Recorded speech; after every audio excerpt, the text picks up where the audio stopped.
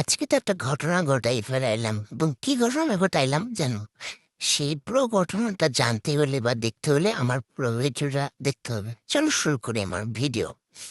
প্রথমে আমি পরিমাণ মতো একটু ময়দা নিয়ে নেব এবং সেটা একটা পরিষ্কার পাত্রে নিয়ে নেব পরিমাণ মতো, এবং বেশি ময়দা আসবে না, এবং ময়দার ভিতর পরিমাণ মতো আমি ৪ চামচ ময়দা নিছি এবং তার ভিতর পরিমাণ মতো পানি দিব, লবণ দিব, তারপরে ভালোভাবে মানে গুলাই নেব এবং ভালোভাবে গুলাতে হবে যাতে কোনো মিহি না থাকে।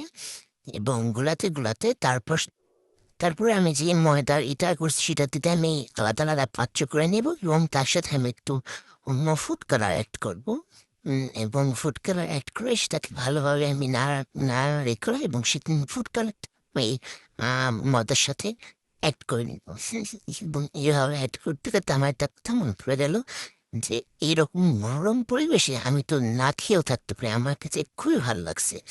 তো এরকম মনোরম পরিবেশ কার কার কাছে ভালো লাগে আমাকে জানাতে পারো কমেন্ট করে। আমি কিন্তু তোমাদের কমেন্টের আশায় অপেক্ষা করে, তোমরা একটু কমেন্ট করে আমাকে খুবই জানাতে পারো। এবং এটাকে ভালোভাবে আটকাতে হবে, না হয় কিন্তু এটার ভিতর যে ছিলটা পড়ে যাবে।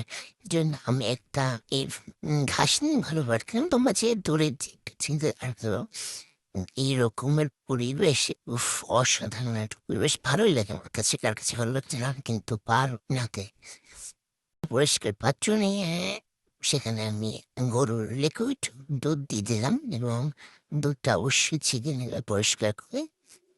তার সাথে আমি একটু লবণ, চিনি অ্যাড করে সেটাকে ভালো করে জাল দিতে চেষ্টা একটা ক্ষীরের মতো তৈরি করতে হবে।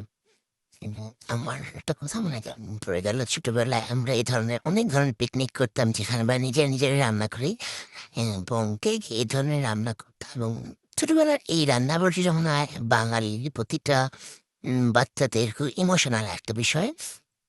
আমরা কিন্তু এটা করতাম এবং খুব খেলাধুলা করতাম। আম্মুর কাছে কত রকম বকা খেতাম। জাস্ট এই একটা এইভাবে ঘুরতে হাত পরে ফেলতাম, এটা করতাম।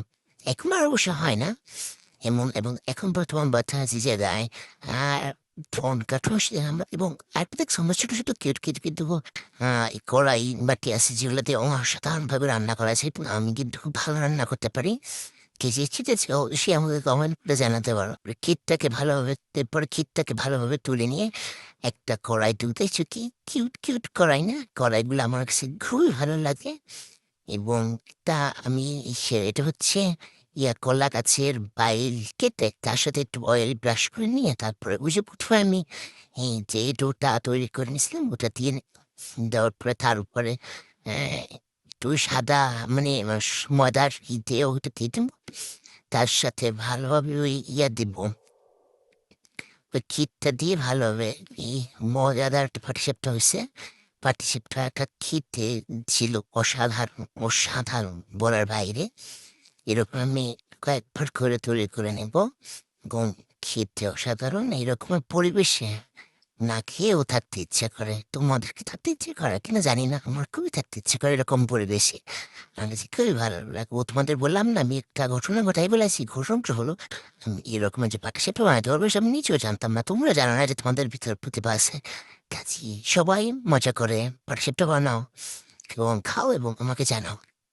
এবং আমার পেজ যদি তোমরা আবার আমার এই অসাধারণ অসাধারণ খাবার দেখতে চাও, ফলো বা সাবস্ক্রাইব বাটনটা লাগিয়ে দিয়া, লাইক একটা ঘুষি দিয়া, তোমার মনের যে দুঃখ কষ্ট আছে কমেন্ট বক্স এসে ঝাড়তে পারো, তারপরে জানাতে পারো। এবং খেতে এটা সুস্বাদু ছিল। বাই বাই, ধন্যবাদ, আবার আসবে।